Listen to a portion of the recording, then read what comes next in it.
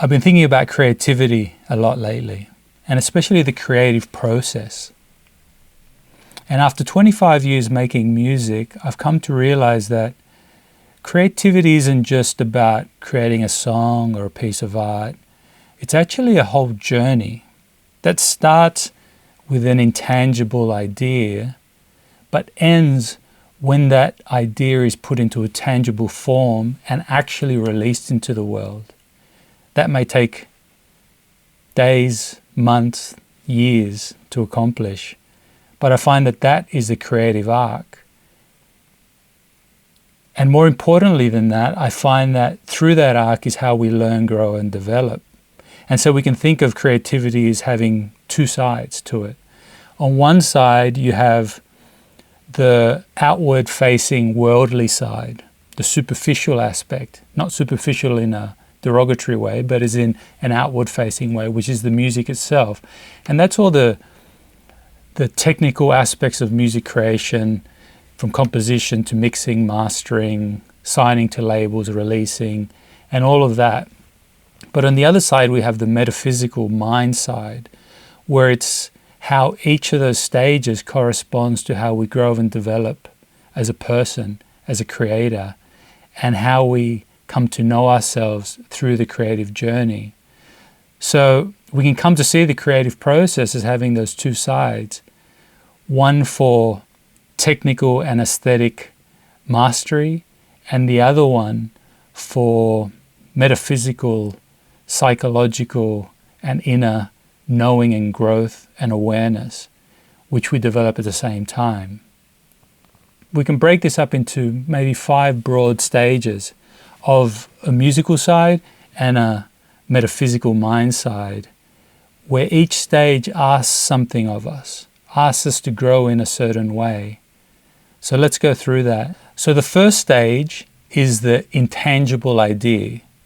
And this is the first idea we get about something we want to create. Now, this may come as an inspiration, a vision in our mind, may come through the process of doing, either playing an instrument or creating something using some studio tools, or it may come through working with others.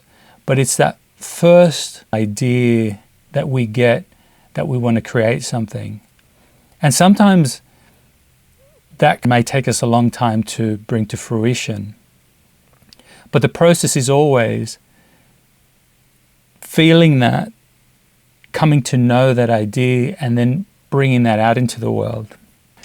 So the next stage, stage 2, is the arranging, mixing, and mastering stage. And these are 3 technically different stages of music, but here I've broadly categorized them into one, because I think they basically ask a similar question. They ask, how can I organize my initial ideas into a form that people can understand? And these give you 3 ways to do that. The arranging asks us to put those initial ideas through the composition into a form that tells some sort of story that other people can resonate with. The mixing allows us to bring those elements into the best positional hierarchy, I guess you could say. Which elements are most important to tell that story? Which things should be loudest? Which should be softest? Which things should have more color? Which ones should be duller? You know, how can we support the arranging storyline through the mixing process? And then lastly, we have the mastering, which is how do we bring those elements to their most glorious manifestation, you could say. How do we enhance what we already have by bringing the most color, clarity, and loudness so that they bring people in, you know, while maintaining dynamics. That's the mastering stage. And so we have these 3 areas that are very technical, but they basically are asking this question: how do we organize our ideas so people understand them? And those arcs that we're creating through these processes, through making decisions about what comes to the fore, what goes to the back, how loud, how dynamic, they're really connecting those initial ideas to emotion. They're really asking us to take people on an emotional ride through peaks and valleys, And through that process, we're also connecting with that storyline ourselves. Like, we don't create music to tell someone else's story. We can only ever create telling our own story, whether it's conscious or unconscious. And so as you're making those technical decisions through the arranging, mixing, or the mastering process, you're also connecting to the music yourself. You're almost bringing out that metaphysical mind side and imparting it onto the music as you create the journey for others. And so that's why I find the arranging process and the mixing process especially quite profound. So the third stage is the visual representation. And this can be thought of as the artwork, the album cover, the visual projections, and basically ask the question, what symbols best represent the sound that I'm trying to portray? And this is where we think about the artwork, the projections that go along with the performance, or any type of image that we put to the sound.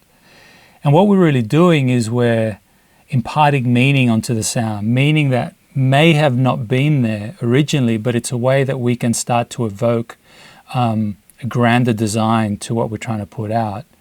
And I spent 7 years in my PhD studying sort of traditional rituals and how they use sound and images to impart a meaning or a cultural belief.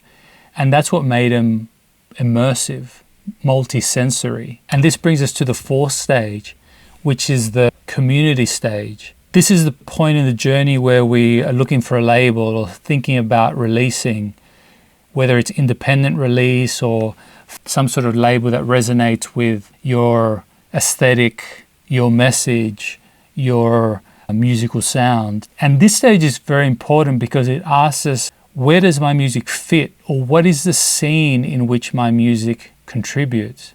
Now, these days we don't have to release locally, we can release internationally.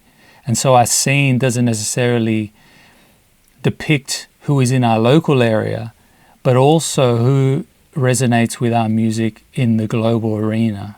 And so this is quite a profound moment, because we come across a few things which ask us to grow.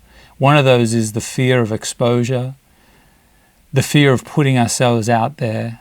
I personally don't think that the creative process is done until we do that, because of the growth it implies. And this brings us to stage number 5, the last stage, which I call the completion stage. And this is the stage where we're now thinking about touring, launching the work. It's really once the work has been finished, it's been completed, the artwork's done, everything's been mixed, mastered, arranged, and we're looking at a product in front of us, and we're now making decisions that are very outside of the work. They're based on how do we continue presenting this to the world? And really what it asks us psychologically is to let go of the work. I've made what I've made, and now I let it go and complete this process, and whatever happens, happens. At this point, we start thinking about other projects, maybe other ideas start coming, we start thinking of the next work.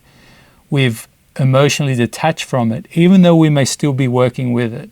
We come to realize that it's no longer our work, but it's the world's work, and we let it go, and we move on, and we complete the cycle. So next time you're making a track, finishing a project, making a piece of artwork, I think it's interesting to ask how the creative process reveals something about us. What is it teaching us? How is it pushing us to grow? How is it inspiring us to overcome our fears and doubts? They're super interesting questions that I spend a lot of time thinking about. Let me know what you think about it as well.